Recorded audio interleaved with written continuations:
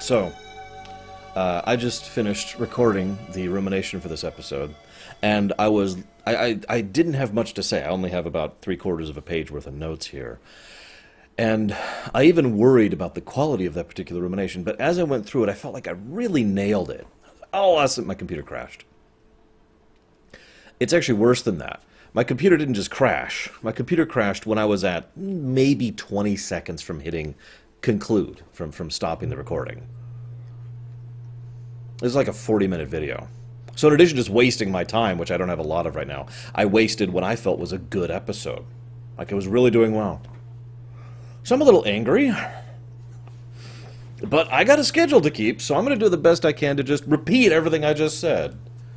Hi, I'm the lore runner, and we're talking about the TNG episode Survivors.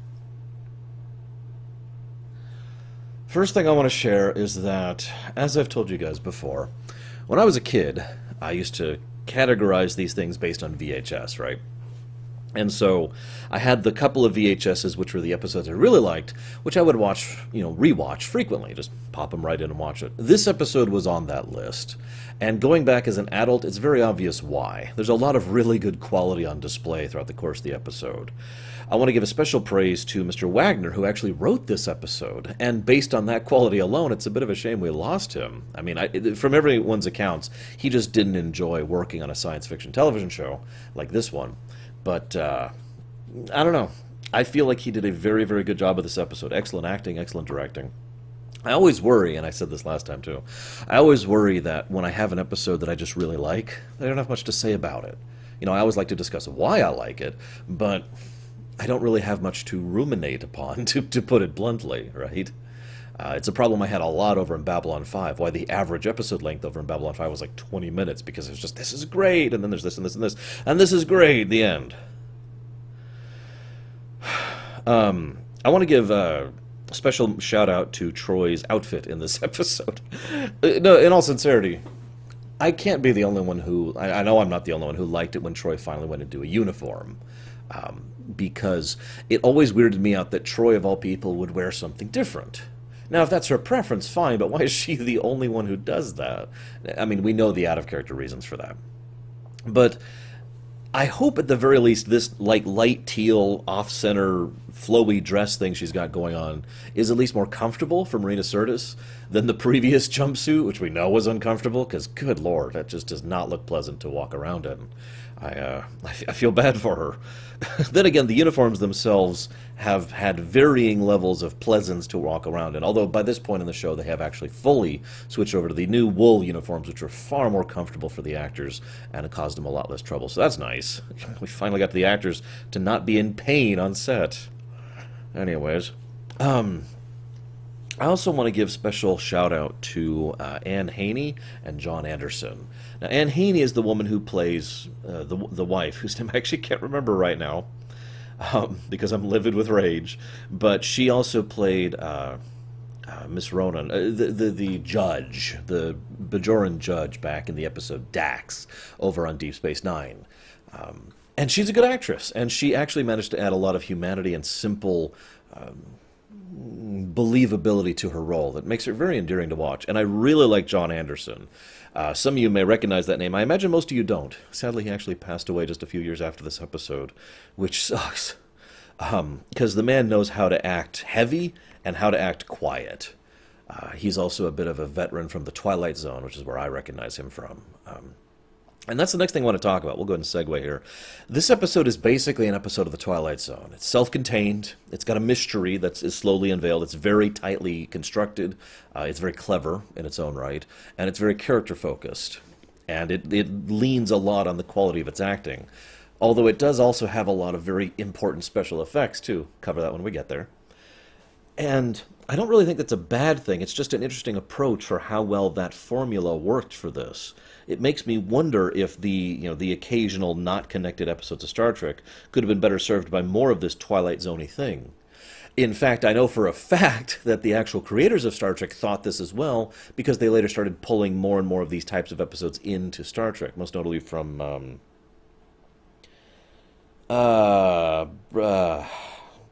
tip of my tongue. I can't think of his name. God, I'm sorry. I'm so angry. I know that sounds so stupid. I was so pissed. I had done an awesome episode and really nailed something I was very nervous about, and then my computer crashed. I'm already looking into what the problem was. I have a pretty good idea of what happened. It is either my memory or my PSU, and both are relatively easy to replace, so that's going to be happening soon. Brennan Braga.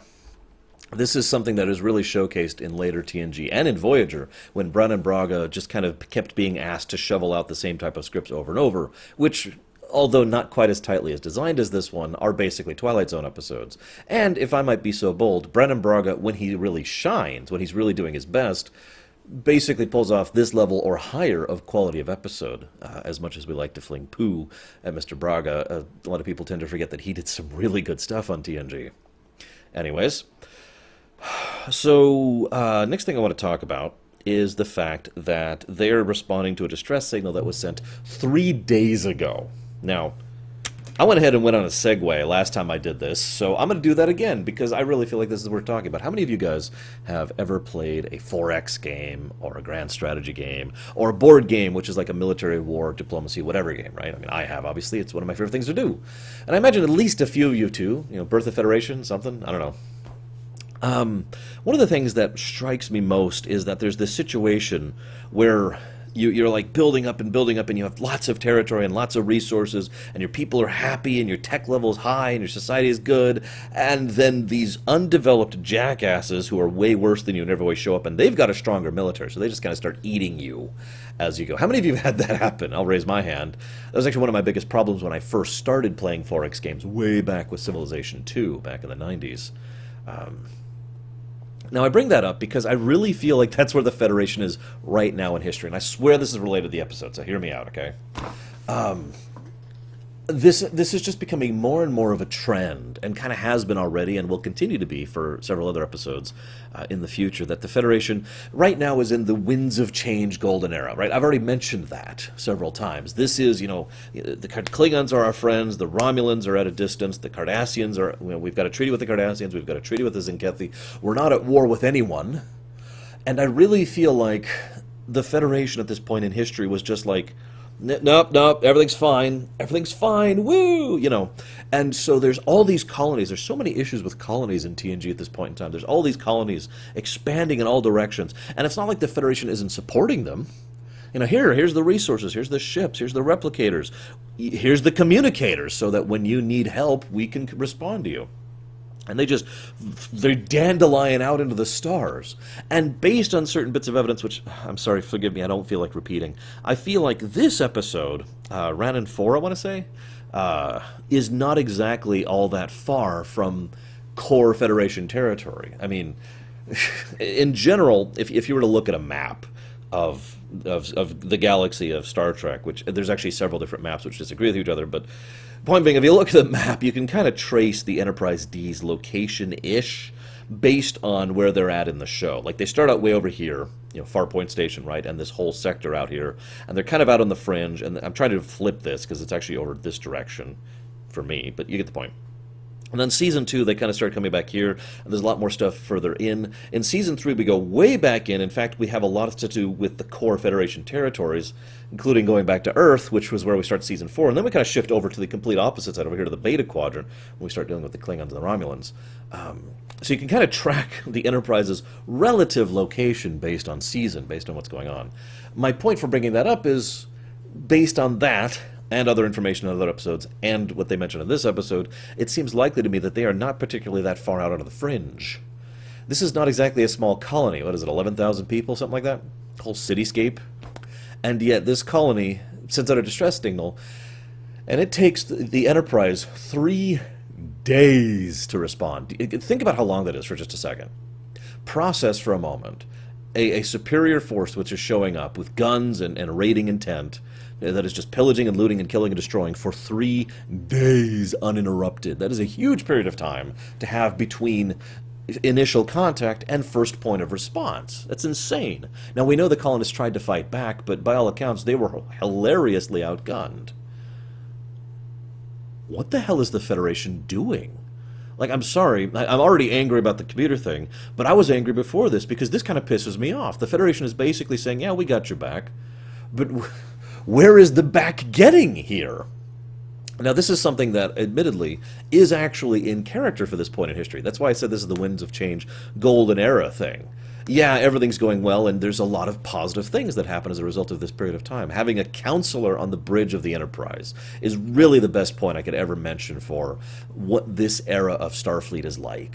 That's normal, that's okay, that nobody questions that. Is just, that says everything about where they're at mindset-wise at this point in history. And we know that at least part of this out of character, probably most of this, is because Roddenberry was really pushing his version of Star Trek into the show, and then Roddenberry was pushed further and further out of control, which led to other versions of Starfleet and the Federation building in. But I have to point out something, and forgive me for segueing just a little bit further here. One of the things that I find interesting is if you track the course of Federation history from about the beginning of TNG until about the end of DS9, it's almost, it fits weirdly well. The whole construction of events actually does make a strangely large amount of sense. There are individual points that are just meh, usually thanks to specific episodes. But you see the Federation in this, no, you know, the Federation in the Maquis, right, over on DS9, which we've already covered at this point, where they were willing to go just bend way over backwards in order to maintain a treaty, just because they wanted so badly not to be at war with anyone. That the truce was that the peace treaty was more important to them than the actual peace. That they were willing to basically abandon people to the wolves for what is functionally no reason. This is the era Federation is in when these events happen here. 3 days response time because their fleet is so pathetic and tiny. I mean, as we'll see at Wolf 359, they've got, what, 40-something ships? I don't remember the exact number, forgive me, but that's supposed to be a huge fleet for this era. And yet, as we'll see later on DS9, they will field hundreds of ships in a single fleet. But I bring all of this up because this all makes sense to me. This is the beginning of the kick in complacency, to quote Picard on this one. That the Federation, in my honest opinion, needed this. That it was blind to the point of stupid naivete, to the point of idiocy, that the Federation believed that we were good, that they didn't have to defend themselves. 11,000 people died on this colony because the Federation didn't think to assign defenses to the outpost. Like automated defenses or maybe tighter patrols. More ships patrolling the borders. More ships patrolling their own territory. Anything. Instead, we got nothing. And 11,000 people died. Now, I know what you could say. That sits on Kevin for not interfering, and that's arguable. Remove him from the equation for a second. Now you just have 10,999 people, okay? Or 98, I guess, because she wouldn't be there either. You get my point? This is actually kind of aggravating. And it's not like the Enterprise wasn't rip-roaring its way over there, but I gotta wonder, 3 days at maximum warp? How frickin' far away was the Enterprise? Because that's a long ways. And in fact, that brings up my other point. Why was the Enterprise the closest ship? That's sad. I really think, as horrible as this sounds, and as many deaths were caused by it, the Wolf 359 was a necessary step for the Federation's progression in character. Because if not for that, this kind of thing would just keep happening. Now, the next thing I want to talk about, let's stop ranting for a second, is the Husnock. Who the hell are these guys? We never see them. In fact, there is an argument, which I'm going to level at you as well, that we never see a Husnock ship. Now, I know what you're going to say. There's the big ship, and everyone identifies it a Husnock ship. But here's the thing. This is a Federation colony in Federation space. Okay? This is not super far away. I mean, 3 days is a decent distance. But and as I mentioned earlier, we're at least in Federation space at this point, right? So if these people are really as violent, as widespread, 50 billion people, and as, you know, strong in terms of space warfare and raiding mentality as they are, then the Federation probably would have encountered them, or at least had word of them from some of their other trading partners or other diplomatic circles within the region. And yet somehow, when Data first sees the ship that Kevin Uxbridge makes happen, he says, I have no idea what that is. You know, no known configuration, does not match anything. So there's only two possibilities here. Either the Federation has never heard of this massive space power which comes out of nowhere and then has vanished by the end of the episode, or actually before the episode began, to be more accurate, but you get the point. Or That's not a Husnock ship. It's just a big, threatening-looking ship that Kevin Uxbridge made happen. Now, the former is probably what the writer intended, but it's also stupid. I prefer the latter because that makes a lot more sense. Keep in mind that we actually don't identify these people, such as it is, as the Husnock until the very end of the episode, far past when any exposition would have been given. I mean, I could completely see Picard saying, he said the Husnock are wiped out, and Data's like, oh, the Husnock, or blah, blah, blah, blah, blah, blah, blah, blah. I've looked into this information because there are raiders within this region, something like that. But instead, the episode is what it is. For the sake of simplicity, I'll go ahead and refer to it as the ship, just to make it nice and neutral, because who frickin' knows. We haven't even talked about the episode yet. I do have a couple other things to talk about that aren't related to the episode specifically, but we'll get to that when we get to that. Let's talk about the Twilight Zone effect, because... Or that's incorrect. That's incorrect, sorry. Using my own term improperly. Twilight Zone effect, for those of you not aware, is when you have a body of works, and about half of them are incredibly amazing, and half of them are incredibly awful. I've often said that Star Trek the Original Series has Twilight Zone effect as well, because there are some truly amazing episodes of TOS, and then there's the hippie episode. Path to Eden or something like that. I don't know. I hate that episode. Screw it. Anyways, no, what I want to talk about is the construction of how the Twilight Zone does things. Am I still here? Yep, okay. I'm checking the monitor every now and again to make sure I'm still recording, just in case my computer crashes again. I'm sorry. I really am upset about that. I apologize. I hope at least this version is still as enjoyable to you guys. Lord knows, if nothing else, this isn't scripted. I mean, I've never been scripted, but you get the point. The Twilight Zone thing is all about juxtaposition.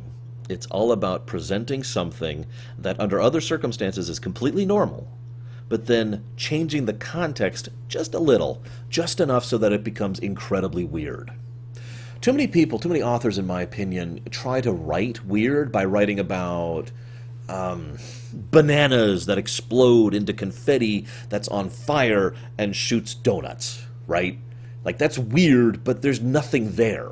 It's just noise. I prefer the kind of weird where you see someone who's walking down the street and he waves at you and he's like, hi, and as you see him walking away, you see that the back of his skull is missing and there's a bunch of computer chips there. That's kind of the Twilight Zone thing. Completely normal until you see one little thing that just changes the context. And that's what we see at the beginning of this episode. It's a great hook. You start the episode and you go in, it's like, oh my god, they're all dead and the planet's devastated. What is that? And there's this one square of perfectly normal.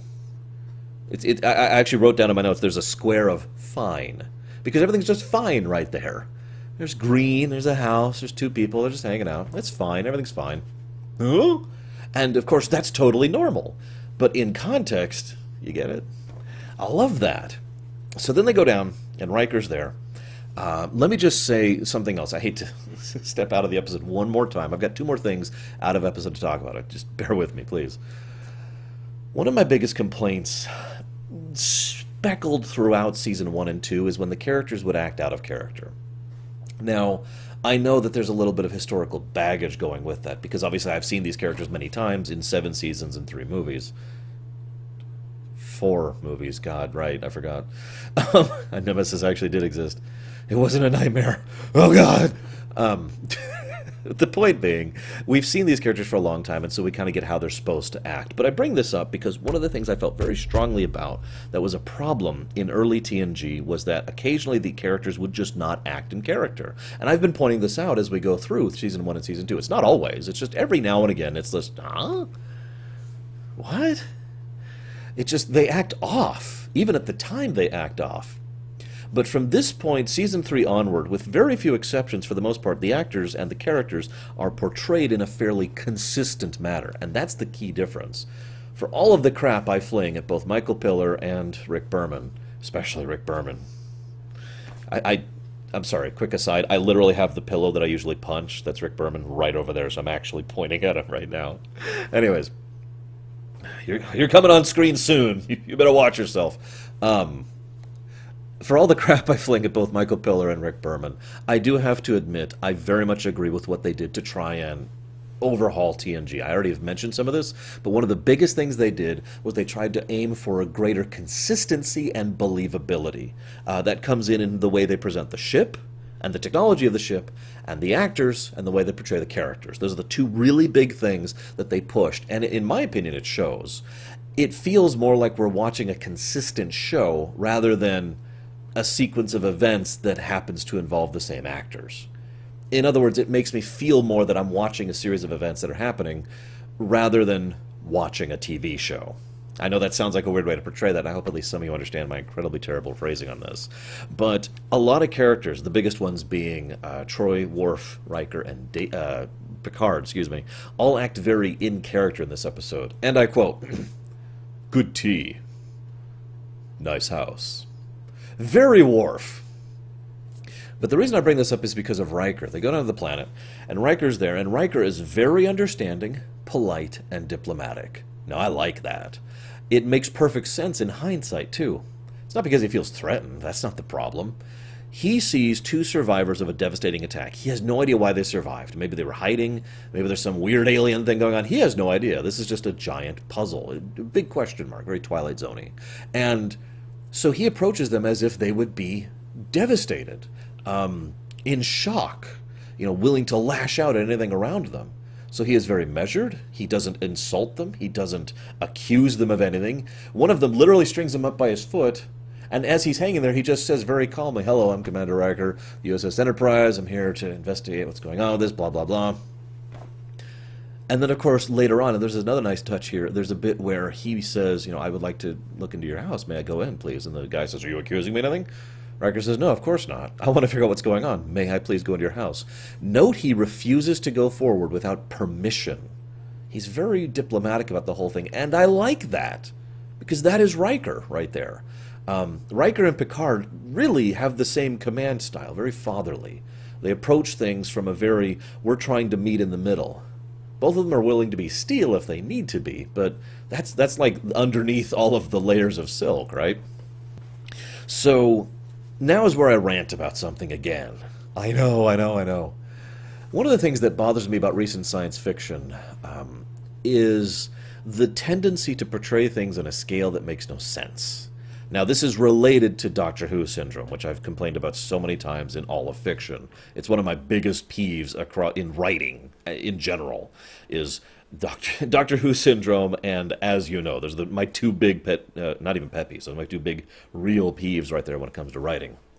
But visually speaking, as a director, as a visual presenter, too often they'll have a thing where, like, you look up into space and you see the spaceships come in out of warp or whatever, and it's like, how close are those ships? Like, see, here's the thing. I can understand the need for believability to outweigh realism. I do. There's a game coming out soon called Starlink, where if you go into orbit, and if you leave the planet in your spaceship and you look around, you can physically see the other planets in the system. Now that's ridiculous, because that's not how that works. Anybody who knows anything about space will tell you the amount of space in between planets is absolutely gargantuanly, indescribably enormous. Just the distance between here and Mars is huge. So if I went into orbit right now and I happened to know where Mars is and pointed at it, there's a pretty good chance I wouldn't see it. I might see another speck in the sky, but that's it. But that's kind of different because that's a video game, and there's other things about that. When it comes to visual medium of presentation, showing that kind of thing just takes me out of the moment. All I find myself thinking when a Star Destroyer or whatever warps in visible from the ground is, how close are they to the surface? Like, really? That's really, really visible, and that shouldn't be. I bring that up because that's been obviously I kind of gave away the Star Wars connotation there. I didn't last time I recorded this. But that's not exclusive to Star Wars. I've seen a lot of recent science fiction just kind of bend physics a little bit for the visual presentation scale, and it does bug me a little bit. It's a pet peeve. But I mentioned that to further emphasize the power of the scene where Kevin Uxbridge explains the attack of the Husnock. And this has all been prefaced for a single line. A ship came in so big you could see it from orbit. Now, unlike all the examples I just gave, this is not something we're visually seeing. This is a descriptor of an event. And it is presented in a way to emphasize just how terrifying this would have been for these colonists. A ship comes in that they can see with their naked eye from the planet. Now, this goes back to my whole consistency thing that TNG would kind of reach for the next several years. That's terrifying. That's basically like seeing a cube, a Borg cube, show up in orbit. Like, ooh, because you could probably see a cube from orbit because it's freaking enormous, right? So that's just, oh my God. And that just helps to add to some of the tension and some of the terror of what the Husnock threat really was. Side note, do you think all the Husnock ships and technology were all destroyed too? Just bonus question. So they go inside, and this is when Marina Sirtis really does awesome stuff, and so does the director, and so does the sound design and editor. Because what happens is Data sees a little thing, and so far, and this is again the juxtaposition thing, it's a nice, pleasant-looking house, and there's nice, pleasant people, and again, Miss Haney and Mr. Anderson just nail their roles, although I'll talk more about them in a moment. And they're all awesome, and then Data picks up the music box, and it cuts up to Troi. And the music is still playing consistent from the previous scene. And we just kind of hear it, and it's not quite warped and distorted. It's more echoey. And the more I thought about it, the more I realized the impression it was giving was we, the audience, were hearing what Troi was hearing. As if the music is reverberating within her mind, and we are also in here hearing what she hears. And you'll notice every time Troy's on the camera for many scenes henceforward, up until she's put into a damn coma, we have the same thing, the same music playing. It's absolutely horrifying. And very well done. I'm going to take a moment and give some huge praise to Marina Sirtis, too. She actually shows off her acting chops. Lord knows the woman can act. We've proven this before. And I do like it when Star Trek gives her the opportunity to act. And this is a good example of that. She portrays someone who... I'll just use the analogy I did last time. This is her insanity health. Okay, she has 1,000 insanity health. And it's chipping away like one, maybe 5, something like that. Very little inslets, but as we see her over the coming scenes, especially the meeting scene, you could just see on her face and on her posture as she gets more and more uncomfortable and she's having a harder time keeping together, you could just see her slowly descending into insanity until it gets to the point where she is just a gibbering mess later on in future scenes. It's very well done, and she does a great job of it. I also want to give praise again for actors, or I should say characters acting like themselves. Notice in the scene there, and again, wonderful praise to the sound design. We zoom in on Troi and we hear the music, and the music just kind of starts overpowering the conversation of the meeting. We can still hear the meeting. And it gets to the point where they ask Troi, what's going on, Troi? And it cuts back to, zooms out, music stops, and Troy's like, oh, sorry, no. And so we get the perspective of what everyone else is perceiving. And then we cut back to her, and it goes back to her health and sanity slowly dying away. And you'll notice Riker's looking at her concerned. I like that. Of course, Riker would be the one to immediately notice something is wrong. And in fact, if you pay attention, the only thing that draws Riker's attention away from her is the fact that he has to keep doing this meeting about this job. He's like, yeah, and then he looks back at her, yeah. And then, of course, she gets up and leaves. And I also like how Picard goes after her. Not immediately, but after he's concluded the meeting. It's like, I don't have your abilities, but I can tell when someone's hiding pain. And she's like, no, it's silly, it's stupid. And this is another thing where Marina Sirtis nails the subtlety of it. She portrays someone who is very bothered by something, but feels like she shouldn't be. I bet a lot of you know what that feels like, too. Where there's something that's been really bothering you physically or mentally or emotionally, and it's driving you nuts, but God, it's just something so little, right? I should just keep that one quiet. I would feel so silly to admit to people how much it drives me crazy to have to deal with that, right? I bet a lot of you could understand that feeling. And she does a great job of portraying that. So we kind of feel her in that moment. She pulls a lot of empathy, ironically, in that moment. And then, and then later on, it just gets even more horrifying as we have the nurses, they're trying to hold her physically steady, and Beverly's just rushing in like, okay, I've got her, I'm right, help you, just let me get you to sickbay, please. And we hear the music still playing endlessly and endlessly. And Troi is just a gibbering mess, almost insensate at this point, barely capable of communication, as she is, her HP bar, her sanity bar is like down to here at this point. It's horrifying, and it does a wonderful job of portraying what exactly she's going through and making us feel more the juxtaposition of the scene, because they keep having scenes where it's like they're down on the planet, and there's this one in particular I remember where Picard is there and he's drinking the tea and just talking and having spit chat, and then it cuts to Troi who's like, oh, God, make it stop, and then it cuts back to Picard, everything's normal. Twilight Zone, right? Very well done. and very much praise. Um, I also want to give, sorry for going off a little bit there. I also want to give praise to Wagner for doing a twist on the threat of the week. Now, I've spoken so many times against the threat of the week that I don't even feel like repeating myself right now. What I do want to talk about is how wonderfully Wagner used the threat of the week concept in a good way. This is why I say that the threat of the week itself isn't the problem. It's the mandatory need for it to be in an episode that bothers me. You know, the checkpoint problem, right? Okay, threat of the week, done. Romance of the week, done. Okay, Technobabble, we're good. Let's go home.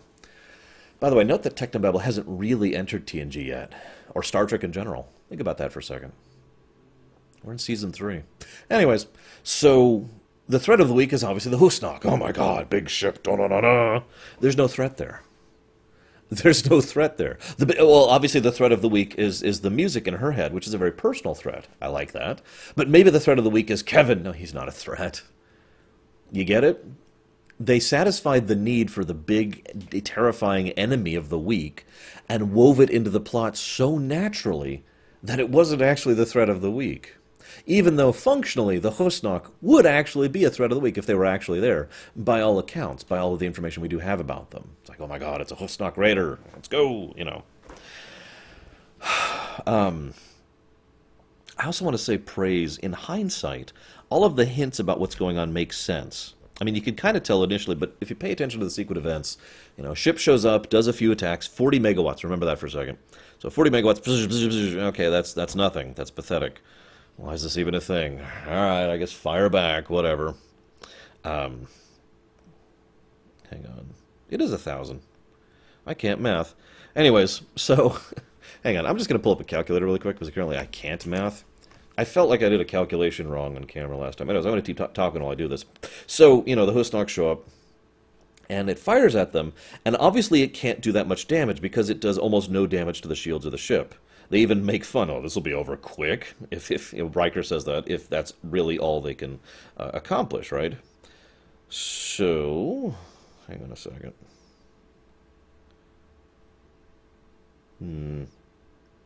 I just realized I don't actually know. It's 100, right? No, it is 1,000. I'm right. It's 1,000. I'm right. I did my math right. We're cool. So 40 megawatts. Bzz, bzz. And then, realizing that they can't damage the Enterprise, they get the hell out of Dodge. And the Enterprise follows them. The only thing about that sequence of events that is unusual in any way is the fact that the ship is matching them pace for pace, to the point where it's like, okay, hang on. But that's it. The next time that something really is showcased as being wrong is when the ship comes back and devastates him with a 400 gigawatt attack, multiple times, which, and I just checked my math with a watch, I was probably wrong about it anyways, is a factor of 10,000.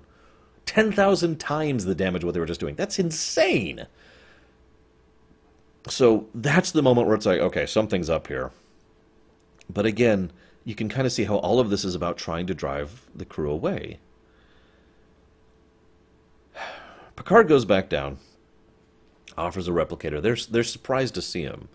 Now, I mentioned that because for the longest time... First of all, let me just say that I like the fact that Picard is the one to deduce this one. After all, he probably has the most experience with the Q amongst the various members of the crew. The only other one who could really match him on that would be Riker, and even that's kind of debatable. So it makes sense to me that he would be the one to try and deduce and figure out what the hell is going on. But the other reason I bring this up is that Kevin Uxbridge is a terrible liar, deceiver, manipulator, whatever you want to call it. This is probably one of the reasons why he had so little success with the Husnock when they were actually attacking. I mean, he chases them away, and then they're like, okay, let's go back. Because he did it just a little bit too perfectly. And then we have the situation where so they have to leave, but then they're like, okay, we'll go back.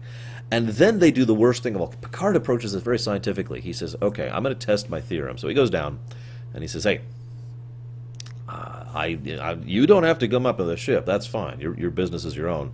But it is my sworn duty to protect you. I will stay here as long as you are alive, for the end of your lives. You know, he gave them the end condition. And then what's the next thing that happens? One torpedo. Now, I want to talk about that really briefly, because this is more of that consistency thing I talked about earlier. Earlier in this episode, the Enterprise does a full volley of torpedoes and phasers, an alpha strike against the fake ship, right? The ship. And it does nothing. It just bounces off their shields. That's important for two reasons. The first is the most obvious. It helps establish the utter juxtaposition, the weird factor of one torpedo destroying the entire ship just like that. That's crazy. That should not be that way, and we know that even in this episode because we saw what massive damage did earlier, which was nothing.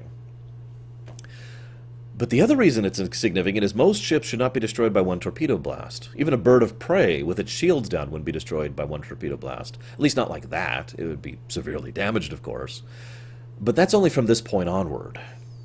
As ever, credit to Pillar, Berman, and the other members who are working on the crew at this point in time, including Ronald D. Moore, Ira Stephen Bear. There are several other people who became regulars on Star Trek pretty much around this point in time in Season 3 and 4, who started pushing for a more believable consistency across all aspects of Star Trek. Characterization, technology, range, distance, rules. This is about when they really started codifying a lot of the manuals as well and really going back, and Mr. Okuda, who's amazing of course, really started touching up the tech manual and trying to make everything make sense. The only problem was they had to make sense with Season 1 and Season 2, which is what really throws everything off. Because from this point on, with few exceptions, they're pretty consistent. And I mentioned that because in the scene where they do an alpha strike against the ship, they actually fire more weapons than they fired in all of Q-Who.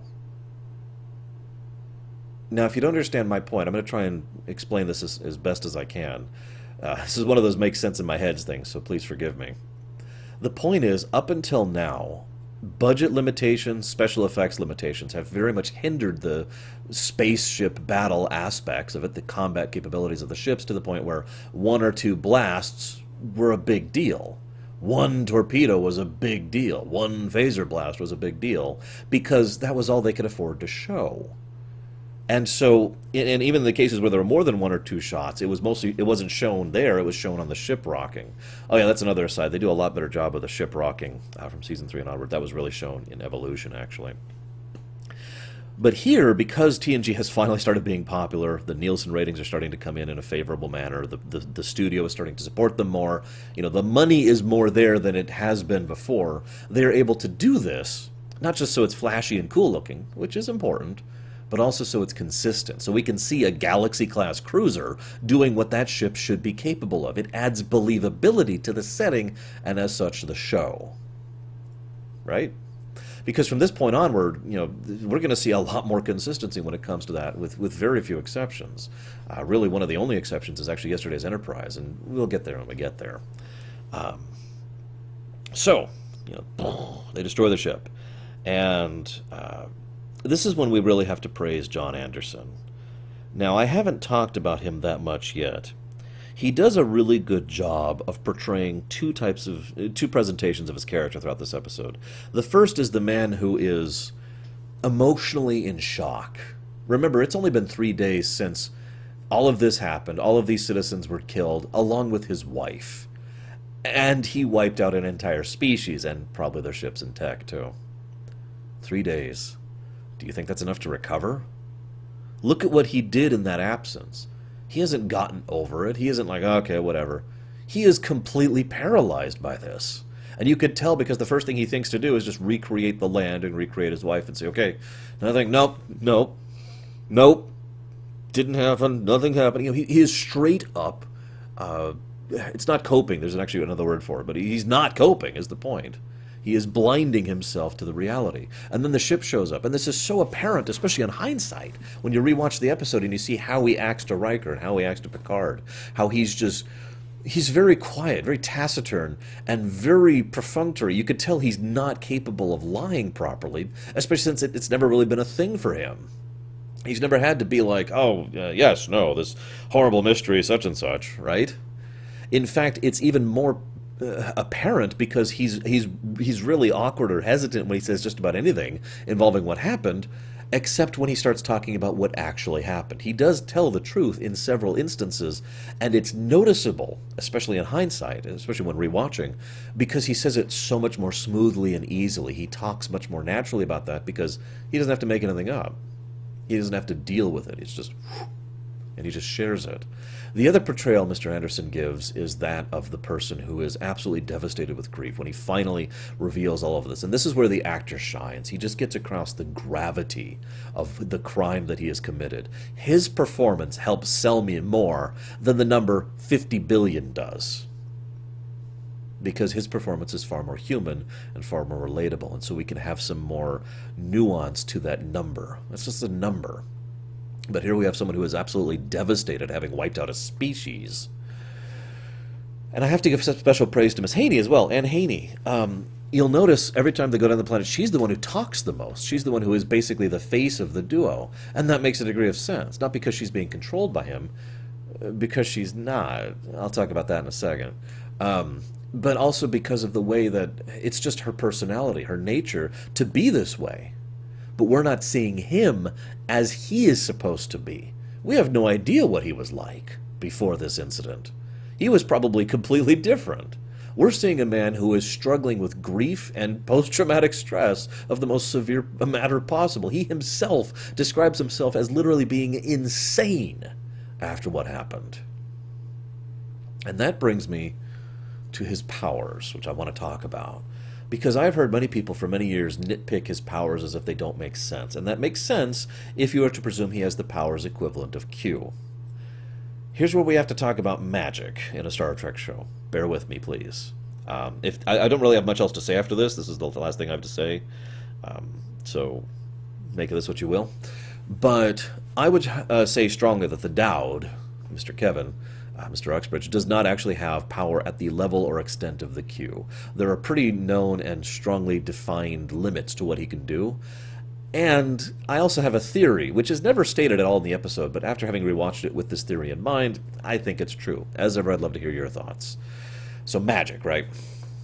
Generally, there's 3 types of magic. Type 1 magic is fireball, fireball. You know, I don't need much to say about that. Type 2 magic is, you know, just magic has no rules. It just does whatever, right? Type 3 magic is what I call rules magic, and can apply to either of the 2 previous types of magic, depending on the setting. Now, you might be like, well, hang on.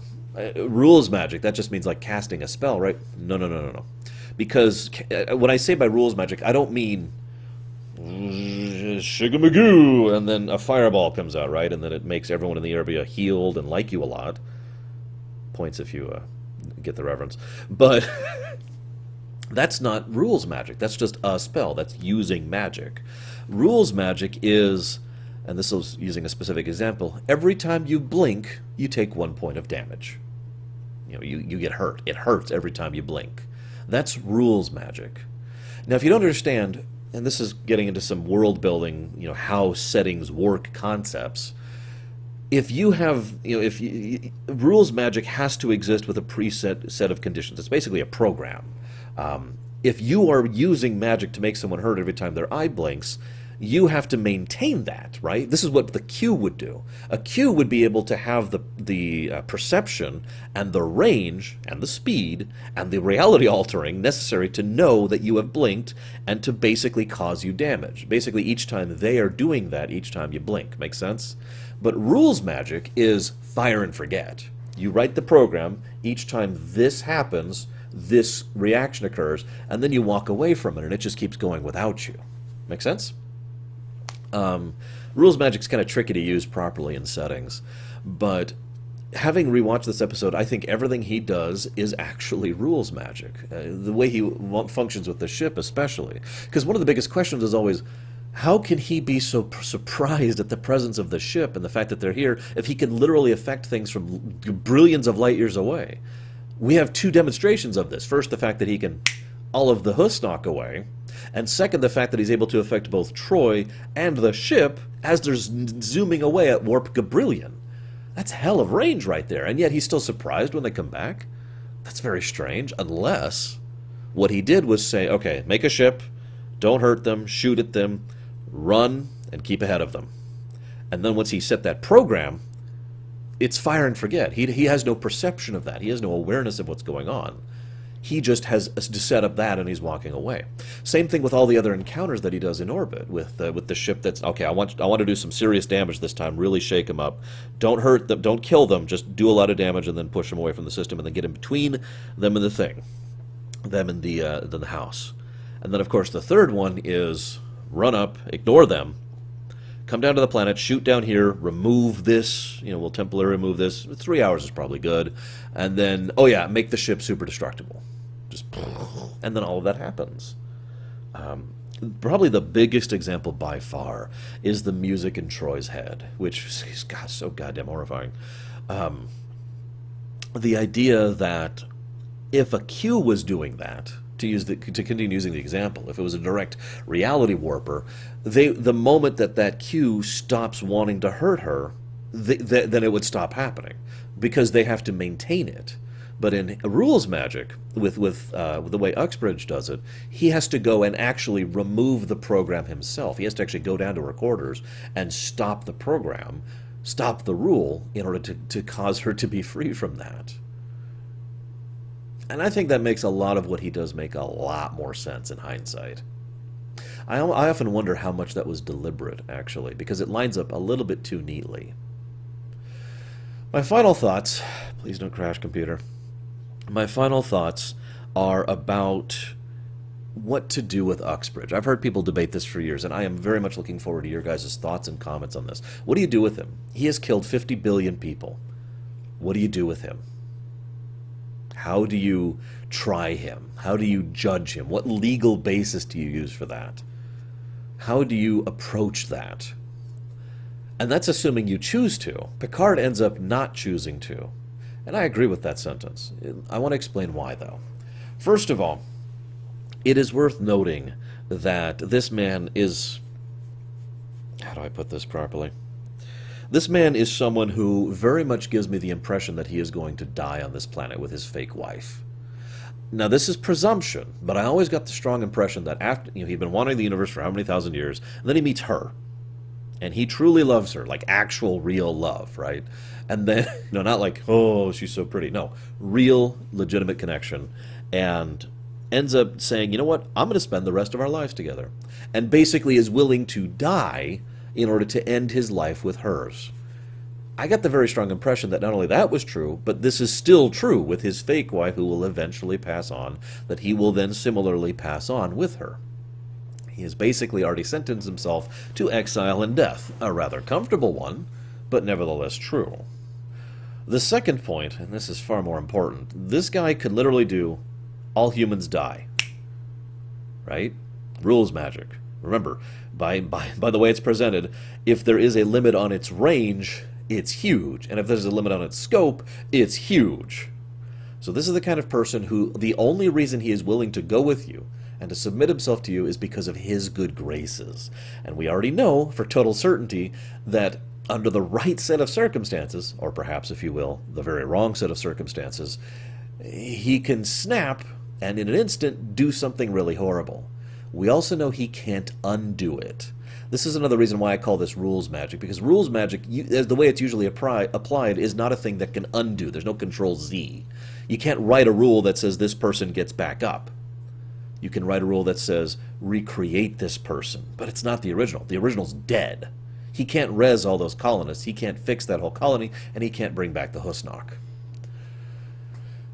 So anything he does is functionally permanent. So, from a purely safety perspective, dipping your toe into that water is immeasurably dangerous, because all it will take is a slip up in the wrong direction, and the consequences will be difficult to properly vocalize. I also have to say, if I might be so bold, it's interesting that Picard's final statement is that he doesn't know what we should think about these people, just that we should leave them alone. I mentioned, it sounds very, just picture Rod Serling saying that for a second at the end of Twilight Zone, I don't know if we should do just if they should be left alone. Can't you just picture that? But I mentioned that because I feel like Picard very strongly thinks, all right, this is beyond me. that for whatever reason he decides that he has the humility to say, I can't judge this. I personally cannot drag you in front of a court. And therefore he doesn't even try to. Yes, I hear you, dog. I have nothing else to add. I'm going to chop this off before I lose yet another episode. I hope you've enjoyed my second take of this, and I'll be seeing you guys next week.